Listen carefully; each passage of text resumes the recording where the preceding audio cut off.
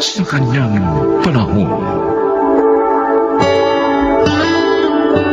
Marami ang nagsasabing dapat magkaisa upang umunlad ang bayan. Subalit sino nga ba ang dapat na unang magkaisa? Mga kaibigan, narito at ating pakinggan ang naging karanasan ni Florinda sa ating dulang sa kanyang panahon.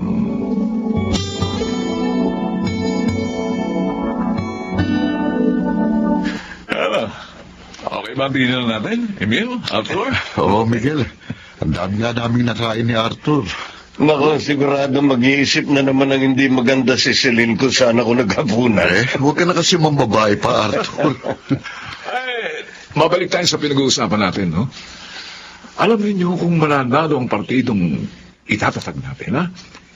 Isa ang maaaring umupo sa Kongreso. At maaari pa maging dalawa yun, o tatlo. Depende sa dami ng botong makukuha natin, ha? Parang maganda yan, Miguel, Magiging kongresista tayo. Oh, talaga maganda. Kaya nga kayong dalawa ni Emil ang una kong niyaya dito. Dahil alam ko na gusto niyo rin ang maglingkod sa bayan. At siyempre, habang nanunungkulan tayo, marami din tayong benepisyo. Aba, siyempre naman, ano? Hindi tayo lugi dito, mga kaibigan. Pero, Miguel, kailangan ng malaking halaga dyan. Oo. Para sa pag-aasikaso ng mga papeles, sa mga dapat bayaran. At natural, siyempre, sa pangangampanya. Pero huwag kayong mag-alala, ha? Mapapawi rin natin yun, ha? Kaya sumama na kayo rito sa partidong itatatag ko!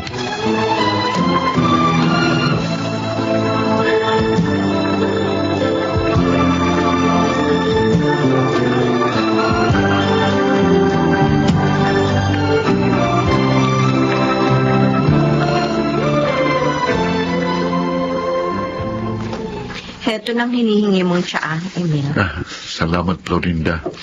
Next week nga pala, tuloy ng medical mission natin sa bayan ng classmate kong si Gladys. Handa na raw ang lahat doon, sabi niya. Okay, hindi na ako kukuha ng appointment sa araw na yon. Mabalik tayo sa ikinuwento ko sa'yo na alok ni Miguel sa amin. Yung tungkol sa party list, ano palagay mo doon? Alam mo kasi, para sa akin, hindi lang naman sa pamamagitan ng pag-upo sa gobyerno, makapaglilingkod sa bayan. Maaaring gawin yun ng tao sa iba't ibang paraan. Naisip ko rin yan.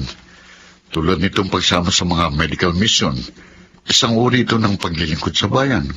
Tama. Pagtulong at paglilingkod din ang panggagamot natin dito sa murang halaga. Pareho talaga tayo nung iniisip. Mabuti pa sabihin ko na kay Miguel habang maaga na hindi ako makakasama sa partidong gusto niyang itatag.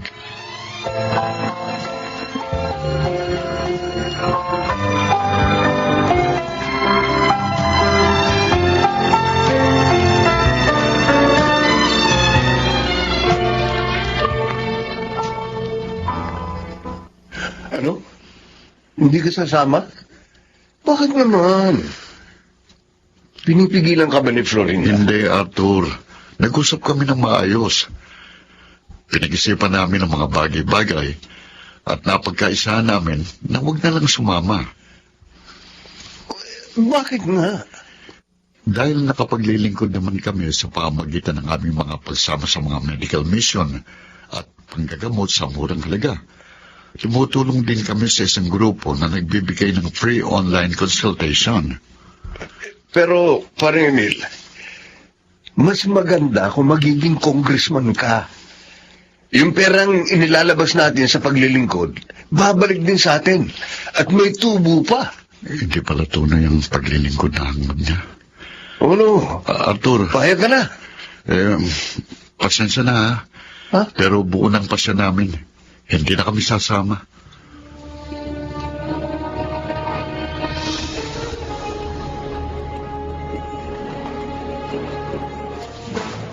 Sayang naman kung hindi natin makakasama si Emil sa partido. Ay, no. Malaki maitutulong niya eh. Nangihinayang din ako eh. Pero, mas nakinig siya sa asawa niya eh. Minsan kasi yung si Emil, Oh, na-under ni Florinda eh. talaga? O, baka naman hindi nyo lang kinausap si Florinda. Hindi ko talaga siya kinausap. Si Emil lang. Okay, sige. Ako kakausap sa kanya. Malay natin. Baka makumbinsi ko siya. Ikaw bahala. Ay, oo nga pala. May pera na akong ibibigay para share ko dito sa partido natin. Oh, good. Good. Oh, mabuti. Nagbenta ako ng lupa, Miguel. Oo. Alam ko naman mababawi ko rin ito eh. Oo. Eh ayos lang, kahit gumastos ako.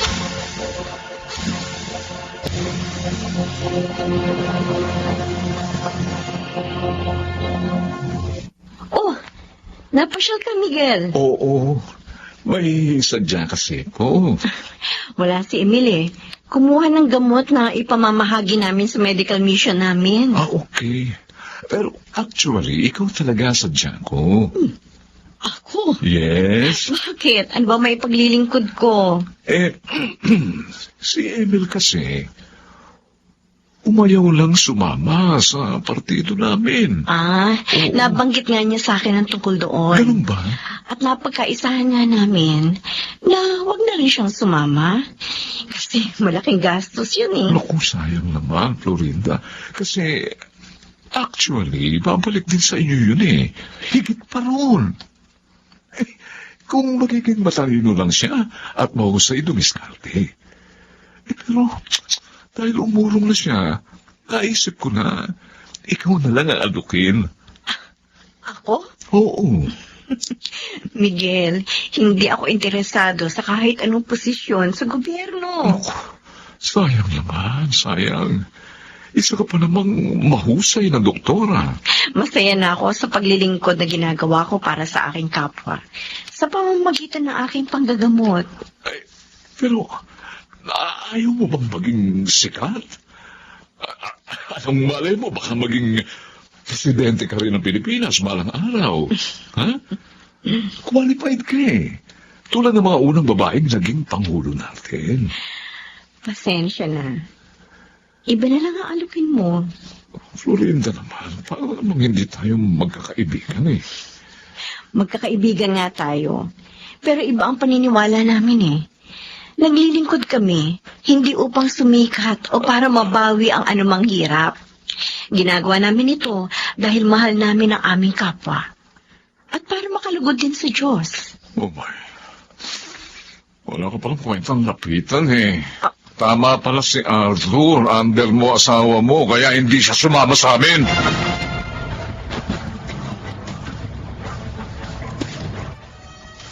Anak, napansin ko mula nang umalis yun si Miguel, naging matamlay ka na. Bakit ba? Nasaktan lang po ako sa mga sinabi niya. Ay, bakit? Ano ba sadya ng taong yun? Inihimok po niya ako na pumalit kay Emil sa partido nila. Ano? Na hindi ko po siya pagbigyan, nagsalita na siya ng masakit. Hello ko pala siya. Ano ba sinabi niya? Wala raw po akong kwentang lapitan. At under ko raw po si Emil. Makitid pala utak ng taong yun. At hindi rin po siya marunong rumispeto sa paniniwala ng iba. Tama lang talaga na huwag tayong sumama sa kanila. Emil? Ibang motibo ni Miguel sa pagtatayo ng partido. Oo nga. Ang sariling kapakanan. Sana, Emil. Huwag mo na siyang harapin tungkol sa sinabi niya sa akin. Baka maging magulo lang. Huwag kang mag-alala. Hindi ko siya papatulan. Tama yun. At huwag niyong panghinayangan na nawalan kayo ng ganong klaseng kaibigan.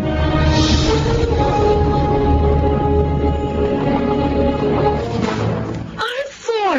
Oh, Bakit binenta mo ang lupa nang hindi man lang sinabi sa akin? kailangan ko na kasi ng pera. Kaya minadali ko na. Saka lupa ko naman yun ha. Anong problema? Bakit ka ba ganyan magsalita? Samantalang ako, lagi kitang kinukonsulta sa bawat desisyon ko. Bakit? May babae ka? Tigilan mo na nga yung pagseselos mo. Wala akong babae. Kung ganon, saan mo ginamit ang pera? Sa partido namin. Tatakbo kong kongresista ng party list. Wala. Okay ka na.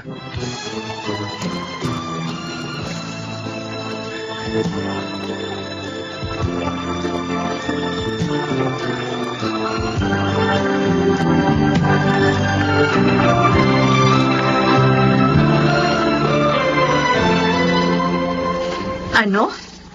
Umalis sa inyo si Celine? Oo. Nagalit siya sa akin dahil lagi ko raw siyang binabaliwala sa mga pagpapasya ko. Arthur, huwag kang magagalit, ano? Tama naman si Celine, eh. Dapat kahit babae siya, isinasaalang-alang mo pa rin siya sa mga gagawin at desisyon mo. Sinubukan mo na ba siyang tawagan? Oo. Ayaw niya ako sagot. Sige, palipasin mo muna ng ilang araw. Baka lumabig din ang ulo niya. Emil, Hmm. Florinda, hindi lang yun ang problema ko. Oh, ano pa? Yung partido namin, hindi na-aprobahan ng COMELEC. Ano? Paano perang ibinigay mo kay Miguel? Yun ang talagang problema. Dahil sabi niya, nagastos na raw yun. May makuha man daw ako, malaki na nabawas. Parang iniiwasan na nga rin niya ako eh. Nagsisisi ako, nagpadala ako kay Miguel. Ngayon, pati kami ni Celine, nagka-problema.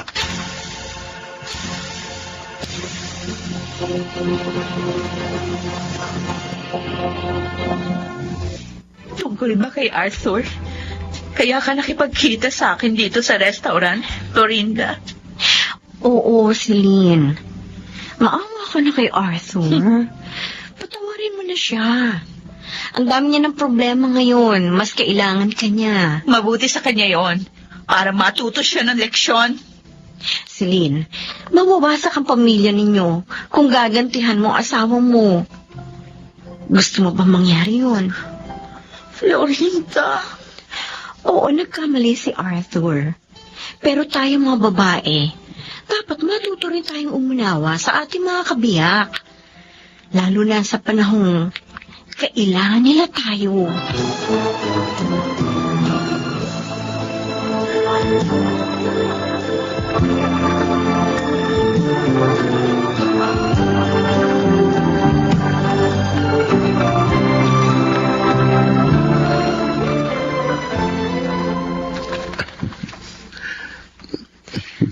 Oh, bakit nakangiti ka dyan, mister? Masaya lang ako. Abot-abot kasi yung pasasalamat sa'yo ni Arthur. Dahil napagkasundo mo sila ni Celine. Buti nga nakinig siya sa akin. Ang swerte ko talaga sa'yo. Hindi ka lang mabuting ilaw ng tahanan. Ilaw ka rin ang puso at isipan ko na gumagabay sa mga pagpapasya ko.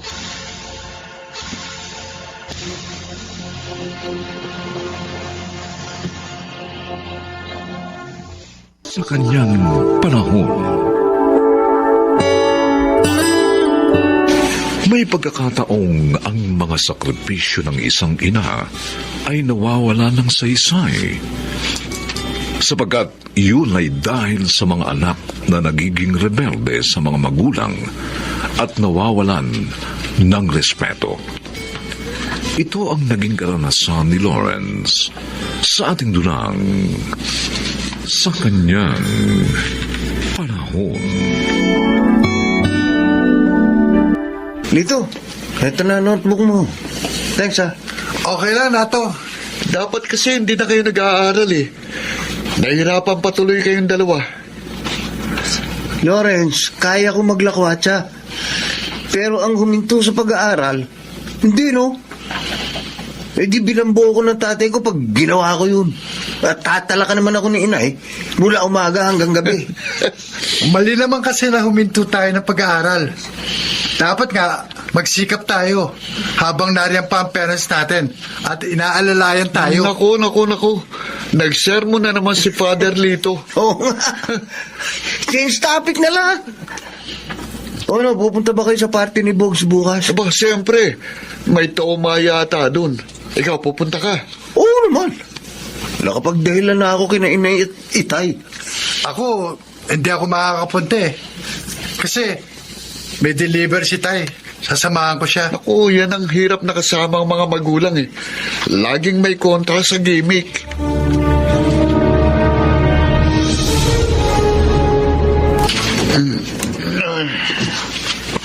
Oh, Hazel, ba't kising ka pa? Ating gabi na. Ako na naghintay sa'yo para magbukas ng pinto. Dahil pinatulog ko na ng maaga si Lola Atang. Masakit kasi ang katawan niya eh. Tamang ginawa mo. Hindi na tayo dapat inaasikaso pa eh. O ano, gusto mo ba ng kape? Kasing ka na naman eh. Gina, matulog ka na. Oo nga, Hazel. Magpahinga ka na. Ako nang bahala sa kapatid mo. Akala ko tulog na kayo, Lola. O, iwan ko na po kayo, Lola, ha? Apo, ano ka ba naman? Puro ka na lang gimmick. Palagi ka na lang lasing. Ay, hindi ka naman talaga magbabago. Ay, magkakasakit ka sa ginagawa Hindi, mo. kaya ko naman ang sarili ko eh. Oy, kaso pati mag-aaral may pinababayaan mo na dahil sa mga bisyo mo. At least, Lola, wala akong anak na pinababayaan.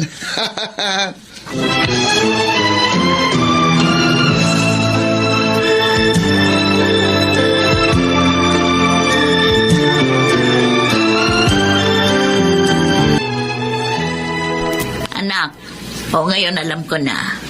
Yun ang dahilan. Kaya nagkaganon yung panganay mo. Dahil iniisip niya, pinababayaan mo sila. Alam niyo po, hindi totoo yun, Nay. Dahil sa kanila kaya ako nagtitiis sa trabaho ko dito sa Dubai. Para mabigyan ko ho sila ng isang magandang kinabukasan. Ay, ilang beses ko na rin ipinaliwanag yan sa mga anak mo. Mukhang yung bunso mo lang yung nakaunawa. Hindi po, Bale. Kakausapin ko na masisinan si Lawrence pagbakasyon ko dyan. Total, malapit na naman ho yun. Sana makinig sa iyo yung si Trina. At mailigtas natin siya sa pagkasira ng kanyang kinabukasan.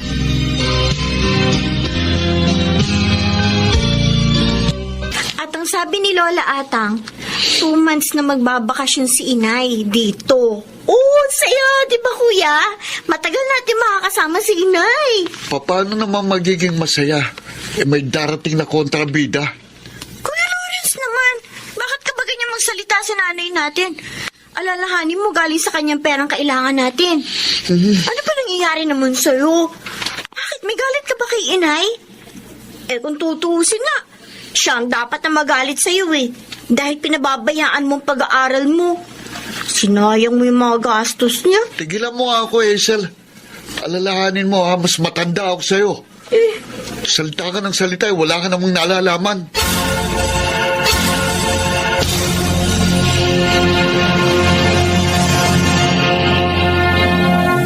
Salamat po sa mga pasalubong niya, Nay.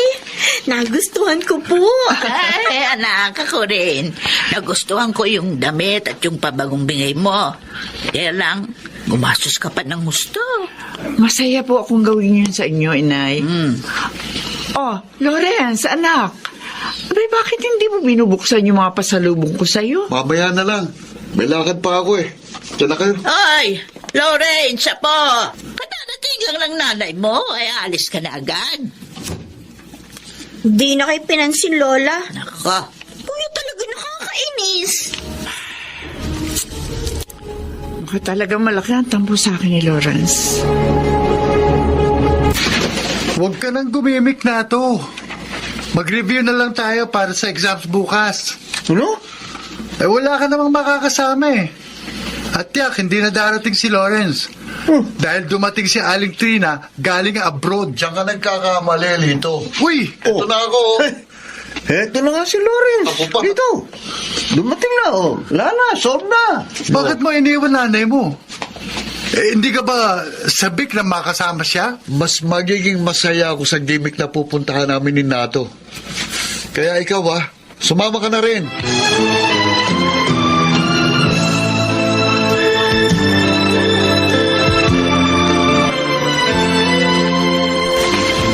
Lawrence, anak. Dinala ko dito sa kwarto mo almusal mo. Bakit dinala niyo pa? May paa naman ako para magpunta sa kusina. Lawrence. Anak, bakit Bakit ka ba ganyan sa akin? Ano ba yung kinagagalit mo? May dapat ho ba akong ikatuwa? Ganong pinabayaan nyo kami kay Lola. Lawrence! 10 years old lang ako nang mag-abroad kayo. At 22 na ako ngayon. Ibig sabihin, 12 years yung tinakasan ng responsibility nyo sa pag-aalaga sa amin. Hindi ko kayo tinakasan, anak. Oo, nagtrabaho ko sa ibang bansa. Pero yan ay upang mapag-aral at mabigyan ko kayo ng isang magandang buhay. Maayos ba yung wala kayo nung mga panahong birthday namin? Nung may sakit kami? Oo, nagpapadala nga kayo ng pera. Pero hindi naman perang kailangan namin, kundi ang mga magulang namin. Inaamin ko, may pagkukulang ako. Pero sana naman maunawaan mo na dahil patay na ang tatay niyo, kailangan kong kumayod na mag-isa para mabuhay tayong lahat. Ang sabihin nyo, hindi nyo kami mahal. Nag-abroad kayo para makaiwas sa hirap sa pag-aalaga sa amin. Hindi totoo yan, anak. Mahal na mahal ko kayo. At hindi ko pinagsisisihan na naging mga anak ko kayo. Kahit na nga nahihirapan ako sa pagiging ina at ama nyo.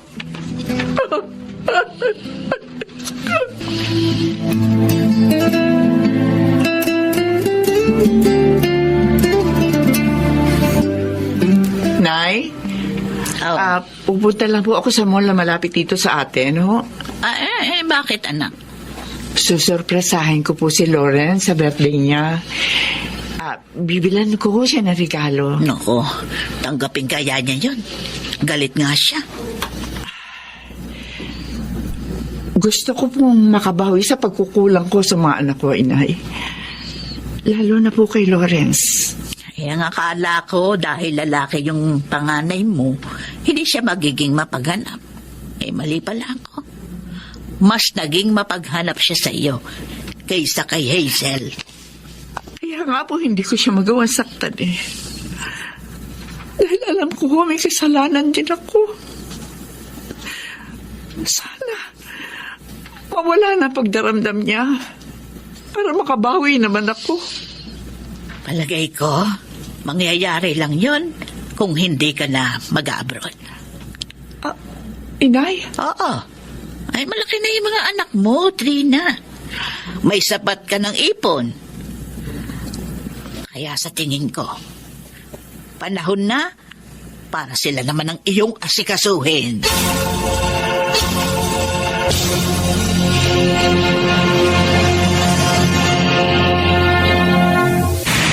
Sana magustuhan ni Lawrence yung regalo ko para sa birthday niya. Sana kahit papaano, pabawasan ang pagdaramdam niya sa akin. Tama si inay. Malaki na ang mga anak ko. Kaya pwede na akong huminto sa pagtatrabaho sa abroad. Gagamitin ko na lamang sa negosyo ang aking ipon.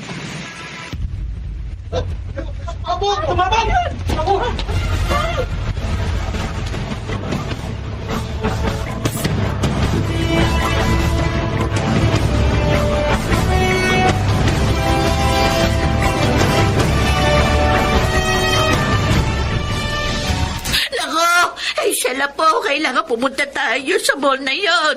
Kailangan malaman natin nangyari sa nanay mo. Ano po magagawin ni inay doon? Bakit siya nagpunta doon? Ibibili ng regalo yung kuya mo para nga sa birthday niya. Kasi gusto niyang sorpresahin para mawala na yung tampo. Ano po? Lola ata, may nagpasabog po ng bomba sa mall na yun. At ayon sa balita, marami nasaktan. Narinig ko rin yun na po. Kaya nga, nag-aalala ako't natatakot, Lawrence. Baka kasama sa mga yun ang nanay niyo. Diyos ko, huwag naman po sana. Tinawagin niyo bang cellphone ni Inay? Oo, kuya, pero ayaw mag-ringin. Diyos ko, sana po. Walang masamang nangyari kay Inay. Pag nagkataon, sisisihin ko ang sarili ko.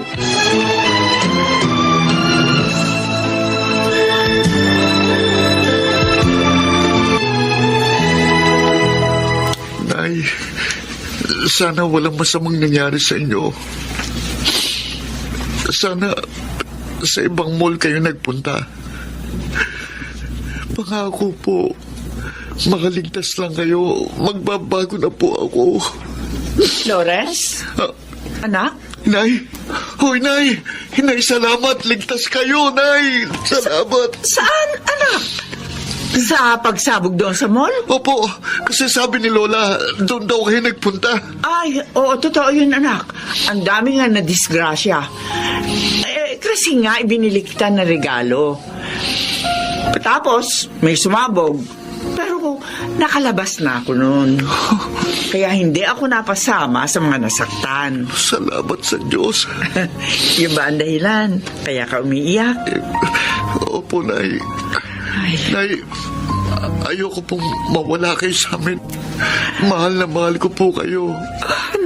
Nay, patawarin niyo ako. Nagrebelde ko sa inyo. Naging makitid ang isip ko. oh, anak ko. Naunawa ko na ngayon, Nay. Pangako po, magbabago na ako. Pahalagahan ko na ang mga sakripisyo ninyo.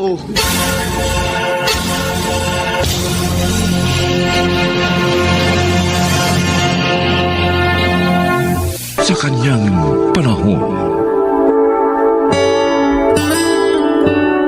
ang kahalagahan ng maayos na ugnayan ng mga miyembro ng isang mag-anak ang susi upang makabuo ng moral na suporta at pagmamahal mula sa pamilyang kinabibilangan. Mga kaibigan, tunghayan natin ang naging karanasan ni Myrna sa ating tunang sa kanyang panahon.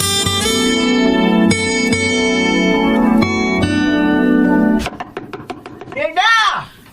Oh! Hilda, ano ba? Buksan mo ka ako tong pinto! Silihan mo! Ito na naman tong matandang to. Siguradong ma-high blood na naman ako. Diyan na! Maghintay kayo, pwede? Tagal mo buksan ng pinto. Naririnig mo naman akong tumatawag sa labas. O kayo naman, sigaw na walang katuturan. Bakit kasi ayaw mo sundin yung sinasabi ko sa'yo? Pumunta ka sa kanto dahil nakakamada na yung mga karton doon. Dalhin mo sa bodega ni Mang Goryo. Ipakilo mo. Tapos kunin mo yung bayad. Magagandang klase ng karton yon, kaya mahal ang mga yon. Naku, inay!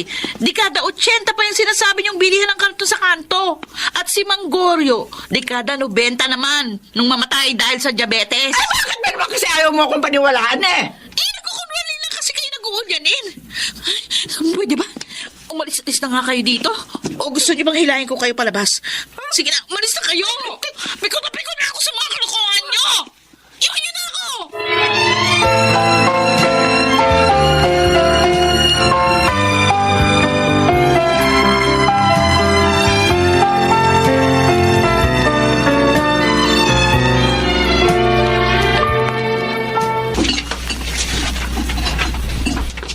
Nakasalubong ko po kanina sa palengke si Myrna, tay.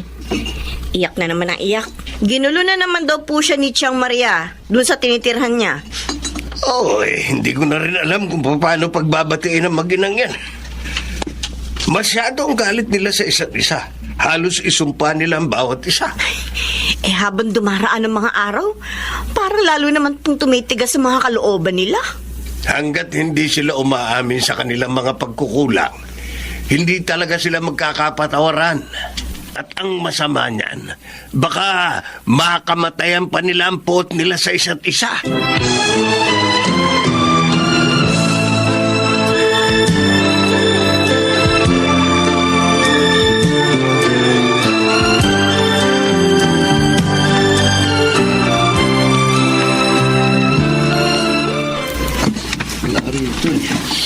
Ano, Kuya Ronald? Hindi mo pa rin nakikita yung titulo ng lupa na ito sa pangalan ni Itay? Ang nakita ko rito sa drawer, yung titulong nakapangalan sa namatay na tatay ni Ate Myrna. Akala ko ba sabi ni Inay bago namatay si Itay, nalipat na sa pangalan ni Itay ang loteng ito? Yun ang malaking problema natin ngayon. Nakako pa naman tayo kay Mang Frank na isusurrender natin sa kanyang titulo ng loteng ito bilang kabayaran sa utang natin sa kanya sa video karera. Kasi, alam mo kuya, wala namang problema eh. Kahit wala sa pangalan ni Itay ang titulo ng lupang ito. Ha? Basta ibayad na dito kay Mang Frank, tapos. Oo nga, no. Tiyak, papatusin na ito ni Mang Frank. O tara, tara.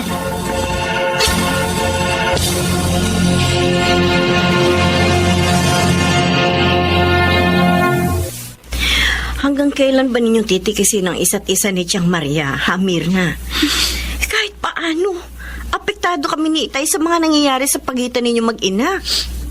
Hindi lang naman yung pagkukunwari niyang pag-uulyan ninyong kinamumuhi ako sa kanya, Nida. Pero maraming taon na ang lumipas. Matagal nang patay ang anak mo.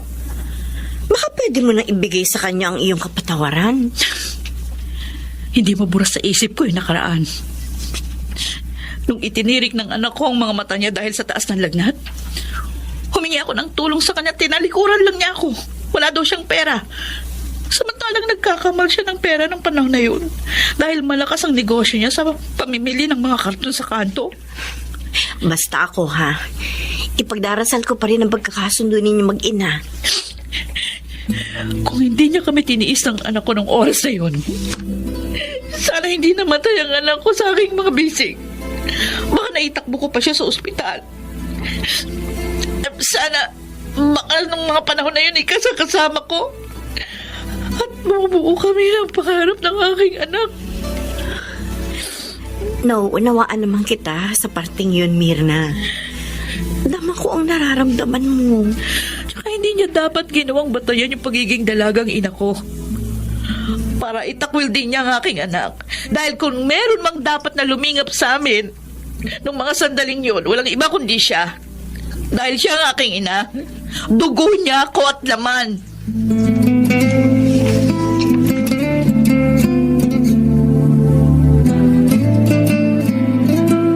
Ay, Ay, kayo magkapatid. Kuya, siya, matong nakita tayo. Yung dala nyo. ibulsa mo yung titulo. Dali. Ang laki-laki papel dito, paano ko bubulsa? Bakit kasi hindi mo malang nirolyo yan eh? Ledled mo pa. Ay, Ako, ha? Wala talaga akong tiwala sa mga pagmumukha nyo. Basta nakita ko kayo, tiyak may kabulastogan na naman kayong gagawin. Akin na yung papel na itinatago mo sa likuran mo, Jack. pero Chong, Ibibigay mo sa akin yan o padadapuin ko sa katawan mo itong daladala kong arnes. Kuya, paano to? Sige na, ibigay mo na. May magagawa pa ba tayo? Ito po, Chong. Ha? Titulo to ng lupa ng tatay ni Mirna. Bakit daladala nyo to? Anong balak nyo sa titulong ito? Ha? Sumagot kayo ng maayos. Chong. Dahil kung hindi, pamamagain ko mga katawan nyo sa arnis na dala ko.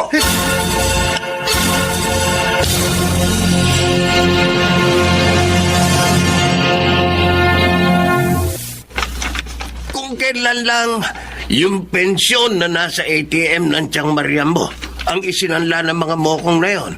Ngayon naman, itong titulo ng lupang tinitira nila ang itatapal sa malaking utang nila kay Frank sa video karera. Ay, buta na lang naharang ko. Labawi ko sa kanila itong titulo. Naku, Tay, talagang hindi titigil sa kabulastugan ng magkapatid na yon. Lalo na, lulong na sila sa kasusugal. Kaya maghahanap ng paraan ng mga yon kung paano magkakapera. Kaya totoo yung sinasabi ni Mirna na nang mag-asawa sa ikalawang pagkakataon ng Tiang Maria mo, nagsilang lang ang nanay niya ng mga taong puro kabusitan lang ang ihahasik sa mundo.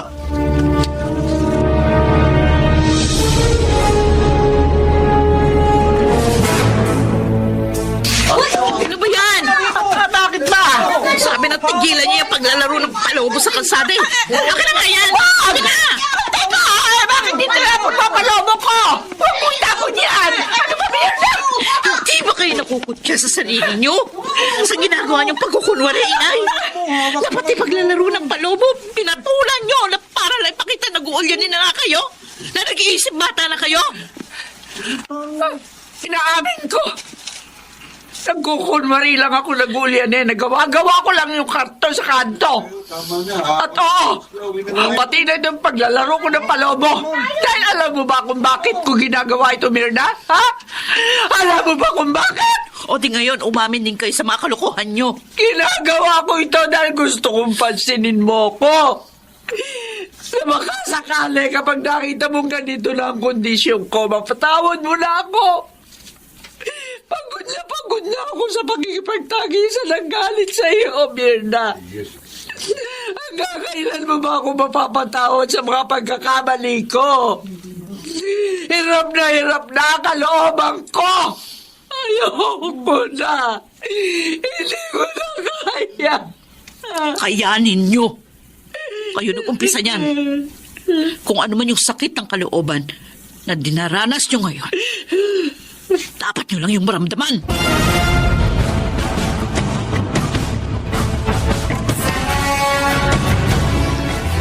Ano kuya? Magmamasta na lang ba natin sa ganyang kalagayan si inay? May magagawa rin ba ako kung ayaw niyang kumain? Ayaw rin niyang padala sa ospital dahil ayaw na rin daw niyang mabuhay. Panay ang banggit niya sa pangalan ni Ate Mirna. Sunduin mo kaya, kuya? Hindi sasama sa akin yun. Alam mo namang sukang-suka rin sa ating dalawa yun eh.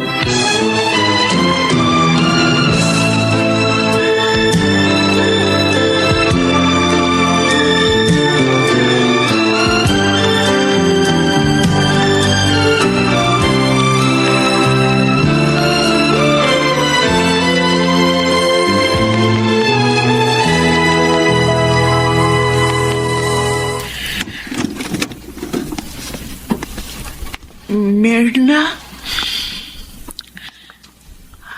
Sabi ni Ronald at JR, ayaw niyo rin padala sa ospital. Gusto ko nang mamatay. Wala na rin naman dahilan para mabuhay ako. Bakit ako? Hindi ba ako isa sa maraming dahilan? Para asamin niyo pa ang isang mas mahabang buhay, Nay. Anak, Mirna, totoo ba yung narinig ko? Ang akala ko,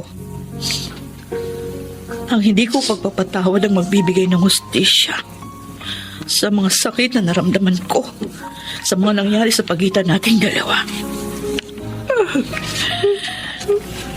Pero habang nagkikimkim ako ng galit sa inyo sa matagal na panahon, para namang nilalaso ng aking buong pagtao na kung mayroon mang naging unang biktima ng hindi ko pagpapatawad, ako pala yun. Alam ko. Masyado rin kitang nasaktan. Kaya hinihingi ko rin ang kapatawaran mo, anak. Batid ng Diyos kung gaano ko palaging inaasam na mayakap ka. Gaya nung bata ka pa. Lahat ng masasayang sandali sa pagitan natin dalawa. Kung alam mo lang, sabik na sabik din ako na mayakap ka, Inay. Buong buhay ko, wala akong inasam, kundi ang kalinga at pagmamahal mo. Mahal na mahal kita, Inay. Anak. Mahal na mahal. Kaya hindi ko kakayanin kung muli pang magkakalayo ang ating mga kalooban.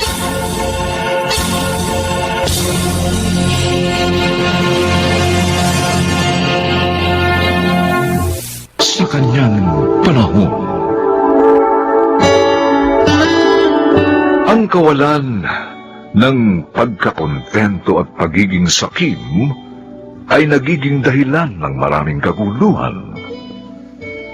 Mga kaibigan, narito po't ating pakinggan ang naging karanasan ni Zoe sa ating dulang Sa Kanyang Panahon.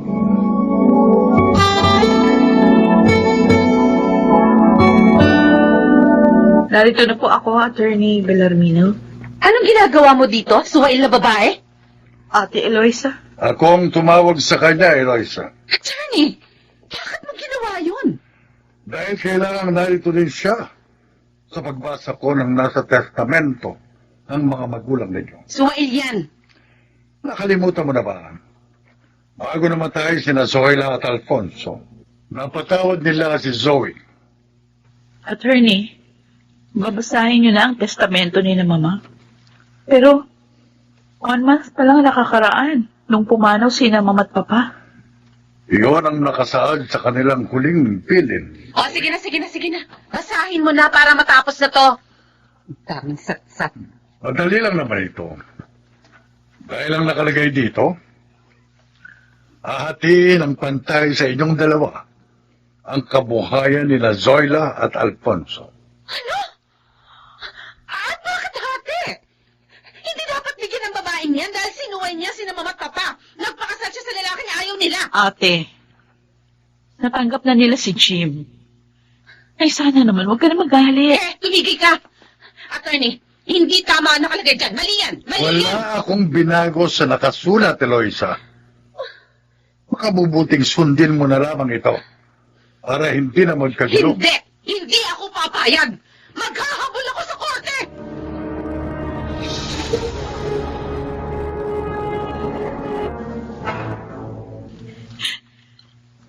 Zoe, huwag ka nang umiyak. Huwag ng mga mata mo. Masakit yung mga sinabi ni ate sa akin kanina. Sabi niya, wala daw siyang kapatid na Suwail. Dahil sa pera kaya siya nagkakaganyan. Gusto niya siyang makalamang sa mana. Mga bata pa kami, gano'n na si ate. Gusto niya. Lagi siya lamang sa akin.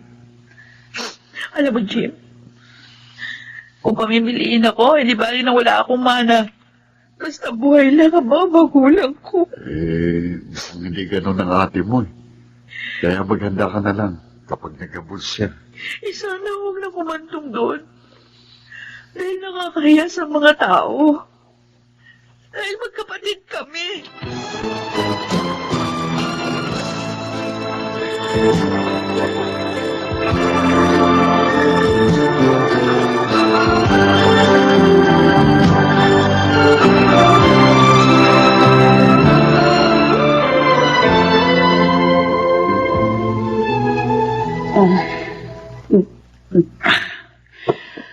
Walang hiya. Naging kapantay ko pa. Kahit na naggalit sa kanya mga magulang namin. Iyang yun. Reset. Tigil mo na nga yung pag-inom ng alak, Eloisa. Dahil lang sa mana, nagkakaganyan ka.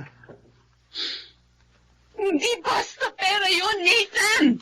Malaking halaga yun! Malaki pa rin naman ang mana mo. Kahit na nga pantay na hinati yun sa inyo. Isa pa, sina Mama ang nagbigay nitong bahay at lupa natin. Maging ang ipinuhunan mo sa business natin. Kaya parang nakalabang ka na rin kay Zoe. Wala naman siyang nakuha sa mga magulang niyo. Hindi!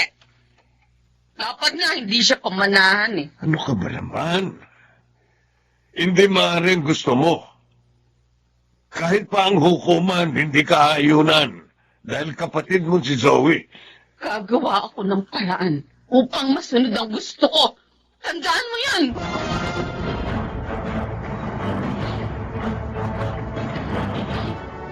Attorney, tumawag po si ate sa akin. Pinagmumura ako sa cellphone. Ginawa niya yun. Opo.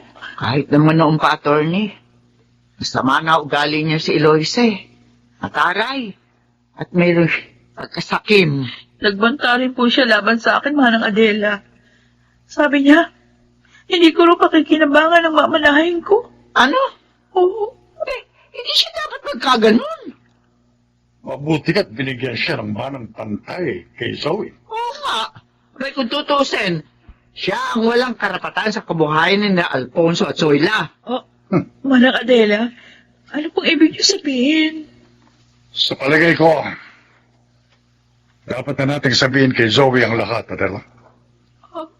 Upang maprotektahan niya ang kanyang sarili laban kay Eloisa.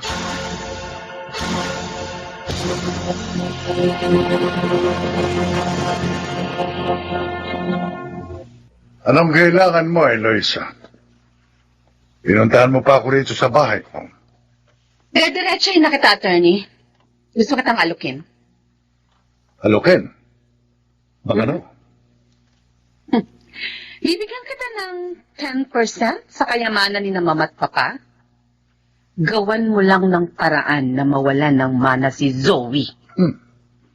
Baliw ka, Eloisa.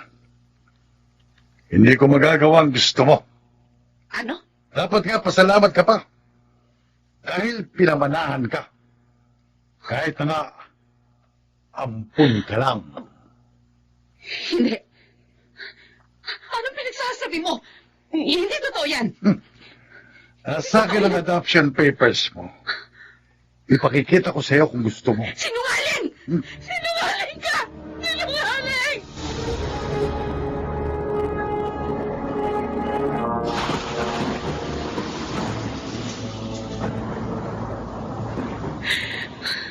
Walang iya ka, Atty. Villarmino. Walang iya kayong lahat! Magbabayad kayo sa akin! Lalo ka na, Zoe! Ngayong nalaman kong ampun lang ako, wala nang makapipigil sa akin para ipapatay ka!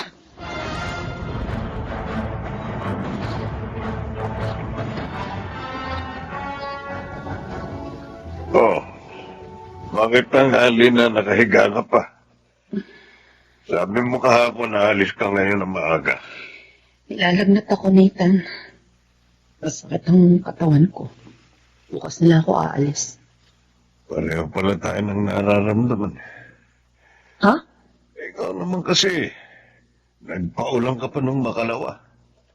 May sasakyan ka naman. Mukhang nahawa yata ako sa'yo. Bukas na lang ako papasok sa opisina.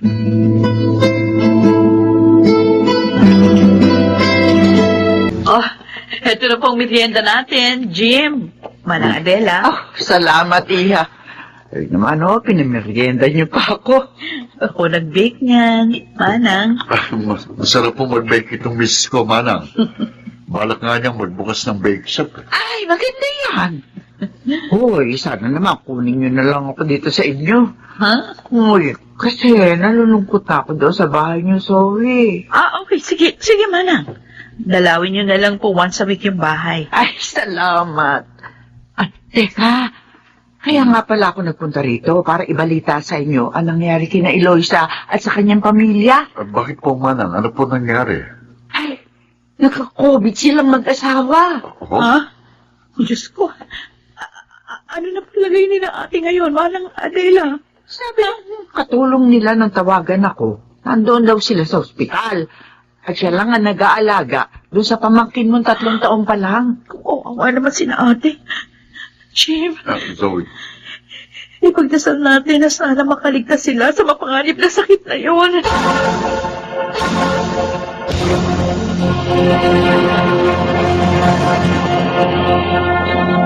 Higit 1 linggo na ako dito, sa ospital. Pero hinang-hina pa rin ako. Mabubuhay pa kaya ako? Kami ni Nathan. Kawawa naman ang aming anak kung may iiwan namin. Oh, ang cellphone ko. May tumatawag. Si Zoe. Hello? Ate, pakiusap. Huwag mong papatayin ang linya. Gusto kitang makausap. Bakit? Kumusta ka na? Nakasano-sana loob mo, ate. Gagaling ka rin. Alam mo, lagi ka namin pinapanalangin ni Jim. Kahit naging masama ako sa'yo. Para sa akin, kapatid pa rin kita. At kung meron man ako gusto mangyari ngayon, yun na yung gumaling kayo ni Kuya Nathan. maayos-ayos tayo. Zoe.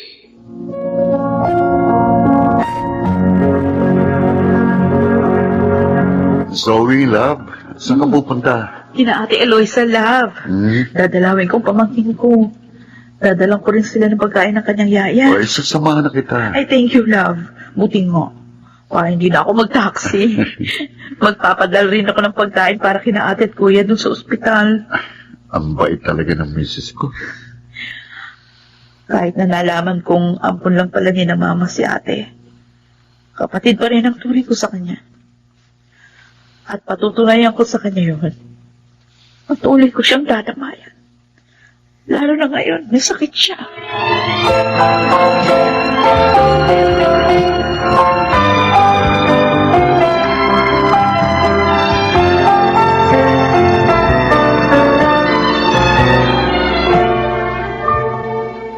Ay, masaya ako. At ligtas na kayo sa sakit na yon, ate. Magaling na kayo. Ako man, Zoe. Salamat sa mga dalangin ninyo. Hinamit ng Diyos na paraan ang pagkakasakit ko upang magliwanag ang isip ko.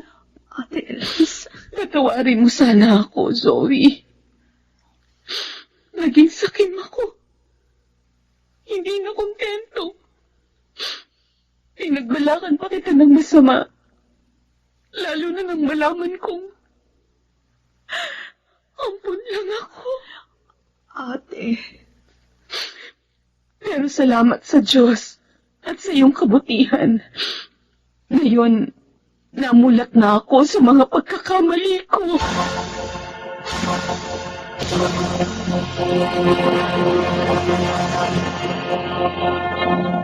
Sa kanyang panahon. Mulat nga ba tayo sa kahihinatnan ng ating mga paghihiganti? Mga kaibigan, narito po at ating pakinggan ang naging karanasan ni Rebecca sa ating dulang sa kanyang panahon.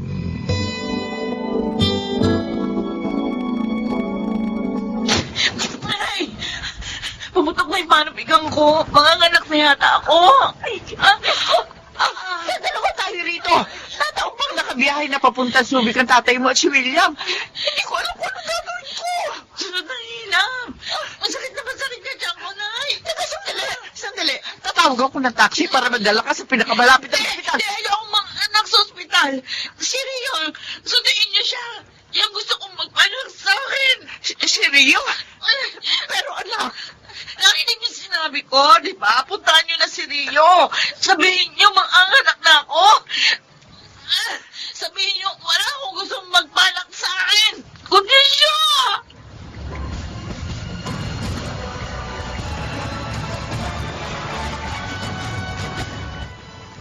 Sigurado ko ba sa desisyon mong pagsama kay Aling Norma, Rio?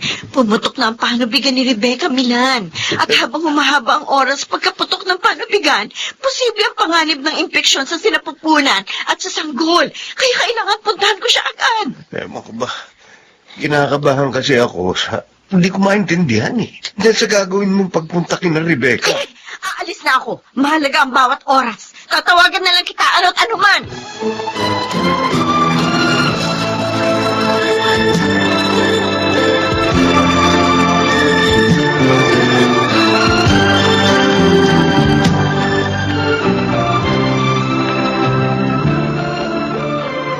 Yan. Na-check mo na ba yung cellphone mo? Oh, Tumatawag daw kasi sa'yo nanay mo pero hindi ka makakontak. bakit to? Manganganak na raw si Rebecca. Sa ospital daw po din na lang asawa ko para makabiyahe kagad ako.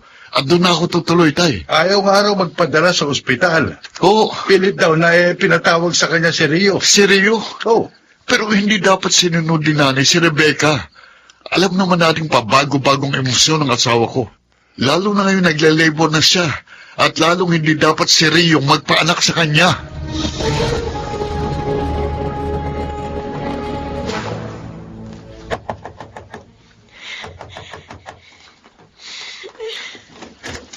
Rio, ito na yung mga gamot na pinabili mo. Ang dami kasing tao sa butika, kaya ngayon lang ako nakauwi. Bakit ba? Ano nangyari, ha? Si Rebecca po kasi, Aling Norma. Oh. Susuka lang daw po siya sandali sa banyo, pero hindi pa siya lumalabas. Ha? Sandali. May susi ako ng banyo. Ito. Ilang minuto na po nagtatagal si Rebecca sa banyo. Nag-aalala na po ako sa kanya at sa sanggol. Oh, Diyos ko. Rio, nakalakas ang ulo ng anak ni Rebecca.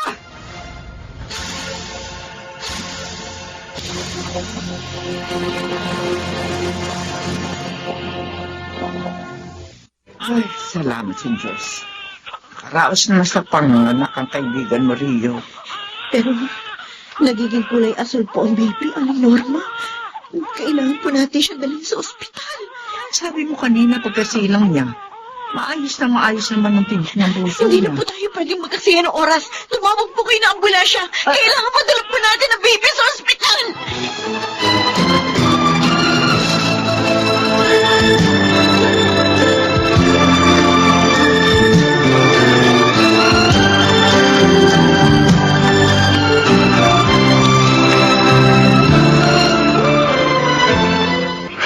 Napakabilis naman po ng pangyayari, Tay. Pagkatanggap natin ng balitang manganganak na si Rebecca, ngayon, nandito tayo sa ospital para lang malaman na patay na kami anak. Low oxygen environment ang sinasabing dahilan ng kanyang pagkamatay. Napakasakit, Tay. Isang na buwan ko siyang hinintay. Kinasabi kang makita.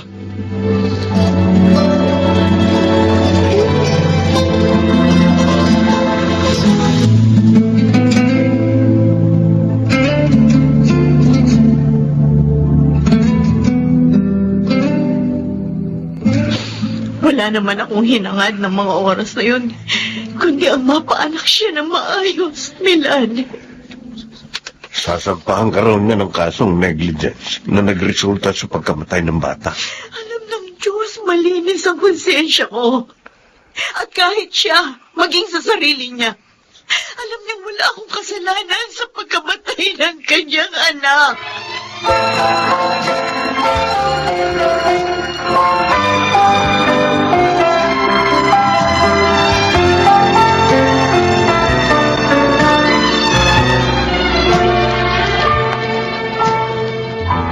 Ano ba, Nay?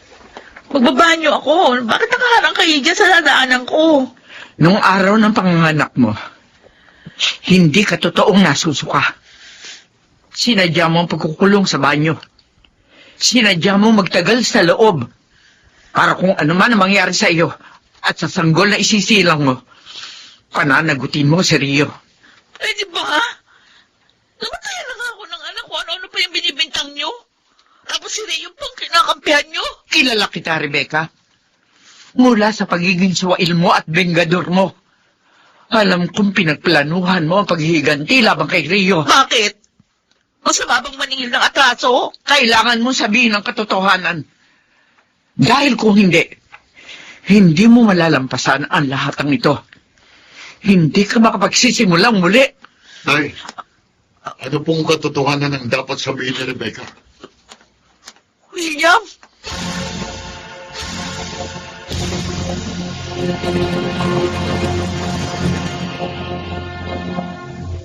Dama mo bang sakit? Tulad ng sakit na hanggang ngayon, ramdam na ramdam ko pa nang lasingin mo ko na para na maangkin mo! Mahal kita, kaya ako nagawa yun. Pinlano nyo ni na Milan at Triyong lahat. Pumayag ka maging kasangkapan nila para mapagtagpan ang kataksilan nila sa akin. Ilang taon na rin ang nakalilipas. Bakit hanggang ngayon, hindi mo pa rin nakakalimutan ang mga nangyari? Dahil ako ang biktima ng mga kasinungalingan nyo. Rebecca, Pinaglaruan yung damdamin ko. Sinira ang mga pangarap ko. Ang buong buhay ko. Kaya sumumpa ako sa sarili kong isang araw. Matitikman nyo ang aking paghihiganti.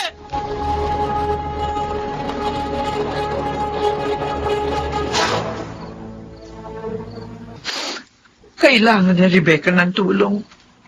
Hindi niya alam ang kanyang ginagawa. Dinadagdagan lamang niya ang kanyang mga pagkakamali.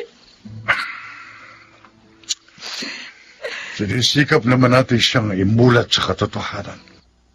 Pero nananatiling matikas ang kanyang puso. Hindi ito tungkol sa iniisip ng tao, kundi tungkol ito sa kanya upang harapin ang katotohanan, Nestor.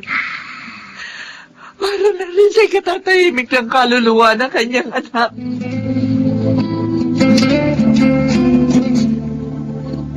Mayat maya, sinicheck ni Rio ang tibok ng puso ng sanggol. Noong mga oras na yun, malakas ang tibok ng puso ng sanggol. At oo, talagang sinadya akong matagal sa banyo para hindi magkaroon ng pagkakataong ma-monitor ni Rio ang anak ko. Kahit alam kong magiging dahilan yun ng kanyang kamatayan. Madilim na ang isip ko noon. Wala akong gustong mangyari, kundi ang katuparan ng aking paghihiganti. May mga pagkakataon noon na gusto kong hingin ng kapatawaran mo. Pero naduwag ako. Siguro nga dahil hindi ko pa kayang harapin ang mga panunumbat mo. Pero sa pagkakataong ito, humihingi kami ni Milan ng kapatawaran sa pagkakasugat namin sa iyong damdamin, Rebecca. Lalo na ako. Hindi ko sinasadyang mahalin si Milan.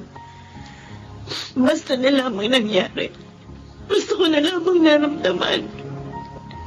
Hanggang matuklasan namin na hindi na namin kayang pigilin ang pagmamahal namin sa isa't isa.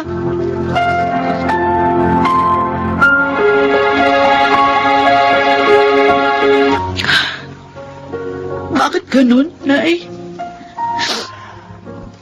Bakit sa akin bumabalik ang lahat ng sakit? Samantalang ang gusto ko lang naman, maranasan din ng mga taong nanakit sa kalooban ko. Ang mga sakit na dinanas ko. Dahil walang matamis na paghihiganti, anak. At alam mo ba kung anong pinakamagandang paraan na paghihiganti? Yung ituloy mo ang buhay mo. At pagkatapos, mamuhay ka ng maayos. Ang laki ng kasalanan ko sa aking sarili. Lalo na sa Diyos. Buksan mo ang puso mo, Rebecca. Nang sa gayon, ay muli mong maihanda ang sarili mo sa mga darating pang posibilidad at pagbabago sa iyong buhay.